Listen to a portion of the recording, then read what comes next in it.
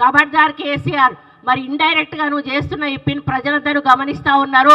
ఇంకా మీరే ప్రభుత్వంలో ఉన్నారని అనుకుంటున్నారేమో, దయచేసి అది మర్చిపోండి.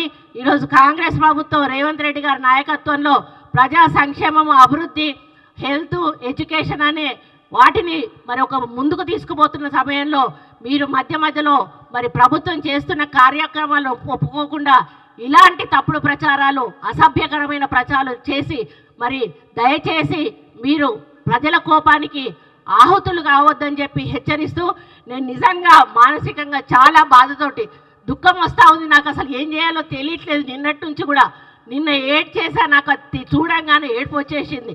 ఇది చాలా బాధాకరం. దీన్ని దయచేసి మీడియా మిత్రులందరూ కూడా, మనకు ఫ్యామిలీలు ఉంటాయి, మనకు మహిళలు ఉంటారు. బయటికి పోతే మన అర్ధరాత్రి ఆడవాళ్ళు బయటికి పోయినప్పుడే మనకు నిజమైన స్వాతంత్రం వచ్చిందని ఆనాడు మహాత్మా గాంధీ చెప్పాడు. కానీ ఈరోజు నాలాంటి మహిళ ఇంట్లో కూడా ఉండలేనటువంటి పరిస్థితి ఈ టీఆర్ఎస్ నాయకులు, బీఆర్ఎస్ నాయకులు మరి సోషల్ మీడియా ద్వారా తీసుకొస్తూ ఉన్నారు. కాబట్టి దీనికి ఎక్కడొక దగ్గర అంతం పలకాల్సిన అవసరం ఉన్నది. నేను ఇదే అంతం కావాలని కోరుకుంటా ఉన్నాను. దీని తర్వాత ఇటువంటిది ఏ ఒక్క పోస్ట్ పెట్టినా కూడా మరి దాని మీద తీవ్రమైన చర్యలు ప్రభుత్వం తరఫున కానీ మా పార్టీ తరఫున కానీ ఉంటాయని నేను హెచ్చరిస్తూ, ఇక ముందు ఇటువంటి చేయడం మానుకోవాలని మరి సోషల్ మీడియా వాళ్ళని, అదేవిధంగా కేటీఆర్ని, బీఆర్ఎస్ పార్టీ నాయకులందరినీ కూడా హెచ్చరిస్తూ, ఖబర్దార్ కాంగ్రెస్ పార్టీ చూస్తూ ఊరుకోదు. మరి నా మీద ఈరోజు చేసిన దాంతో ఆగిపోవాలి. ఇక ముందు ఇటువంటి దరిద్రమైనటువంటి దుష్ప్రచారాలు చేయడం మానేయండి అని చెప్పి పాప రఘునందన్ రావు గారు నాకు ఫోన్ చేసి, అక్క నీ దండం పెడతా, నీ కాలు మొక్తా, నన్ను క్షమించక్క అని చెప్పి ఆయన అన్నాడు. ఆయన ఎంత బాధపడుతున్నాడంటే, ఒక సిస్టర్ లాగా ఇప్పుడు మనం ఏదైతే అన్నకు రాఖీ కడతామో అదే పద్ధతిలో ఆయన ఒక నూలు దండని వేస్తే దాన్ని ఈ పద్ధతిలో వాళ్ళు ప్రచారం చేయడం ఏదైతే ఉందో, వాళ్ళు ఏదంటే మన అటవీ జాత వాళ్ళు ఉంటారు కదా, వాళ్ళలాగా అనిపిస్తూ ఉన్నది. మానవులు ఒకరోజు బట్టలు లేకుండా ఆకులు కట్టుకునేవాళ్ళు.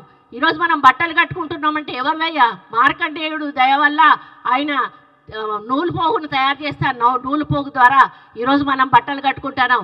మరి నువ్వు సిగ్గు లజ్జ ఉంటే నేను ఒకటే చెప్తానా, చేనేత అని దాన్ని అవమానించావు నూలుని, నువ్వు బట్టలు లేకుండా బజార్లో తిరుగు అని చెప్పి నేను కేటీఆర్ని అడుగుతా ఉన్నాను. అప్పుడు నీకు చేనేత విలువ తెలుస్తుంది, చేనేత నూలు విలువ తెలుస్తుంది.